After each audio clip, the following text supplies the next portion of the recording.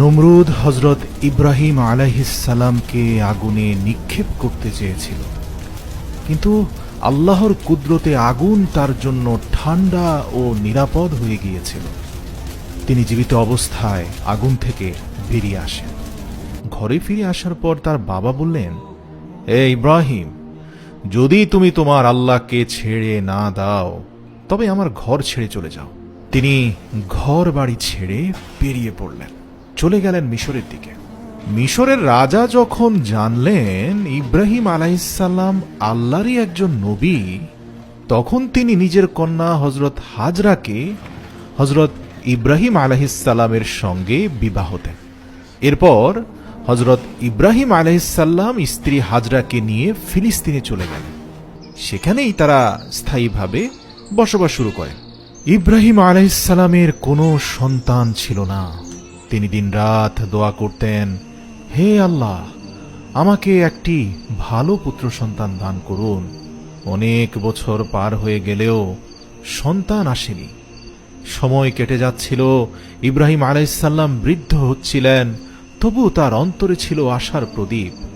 84 বছর বয়সেও তিনি দোয়াই করে যাচ্ছিলেন, বারবার বলছিলেন, হে আমার রব, আমি এখনো তোমার করুণা থেকে নিরাশ হইনি। তুমি আমাকে বার্ধক্যে একটি সম্ভ্রান্ত সন্তান দান করো। অবশেষে আল্লাহ তার দোয়া কবুল করলেন। 84 বছর পর হযরত ইব্রাহিম আলাইহিসসালামকে একটি পুত্র সন্তান দান করলেন মহান আল্লাহ। তিনি অত্যন্ত আনন্দিত হলেন এবং ছেলের নাম রাখলেন ইসমাঈল। সে সন্তানকে তিনি বুকের কাছে জড়িয়ে রাখতেন, চুমু খেতেন, কাঁধে তুলে নিয়ে বাজারে ঘুরে বেড়াতেন, তার সঙ্গে খেলতেন, আড্ডা দিতেন, আরো কত কি। কিন্তু সেই আনন্দ দীর্ঘস্থায়ী হয়নি। সন্তানের জন্মের 1 সপ্তাহ পার হয়নি, তখনই হযরত জিবরাইল আলাইহিসসালাম আসমান থেকে এসে বললেন, হে আল্লাহর নবী, আল্লাহর নির্দেশ, আপনি আপনার স্ত্রী ও সন্তানকে নিজের থেকে আলাদা করুন।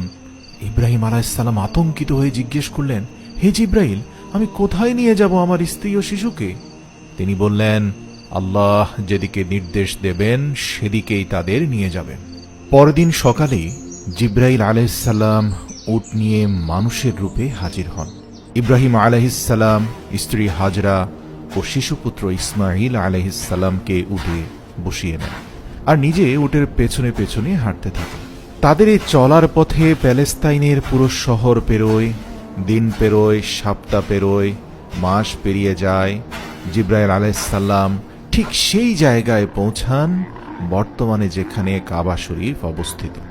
তখন সেখানে কেউ বাস করত না, চারপাশে পাহাড় আর নীরবতা। জিবরাইল আলাইহিসসালাম বলেন, ইব্রাহিম, তোমার স্ত্রী ও সন্তানকে এই নির্জন স্থানে রেখে দাও, এরপর নিজে ফিরে যাও ফিলিস্তিনে। ইব্রাহিম আলাইহিসসালাম স্তব্ধ হয়ে গেলেন। এ কি, সেই সন্তান যার জন্য আমি পুরো জীবন দোয়া করেছি, তাকে এখন ফেলে যেতে হবে? কিন্তু এটাই আল্লাহর হুকুম, আর ইব্রাহিম আলাইহিসসালাম আল্লাহর হুকুম মান্য করার ক্ষেত্রে পৃথিবীতে অতুলনীয় একজন মানুষ। স্ত্রী হাজরা দৌড়ে আসেন, তুমি কি আমাদের এখানেই ফেলে চলে যাচ্ছ? কোনো উত্তর নেই, তার চোখে শুধু অশ্রু। হাজরা আলাইহিসসালাম জিজ্ঞেস করেন, আল্লাহ কি আপনাকে এভাবে আমাদের রেখে যেতে বলেছেন? ইব্রাহিম আলাইহিসসালাম মাথা নাড়েন, হ্যাঁ।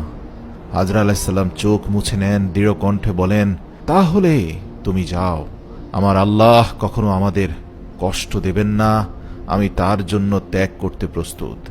ইব্রাহিম আলাইহিসসালাম চলে গেলেন।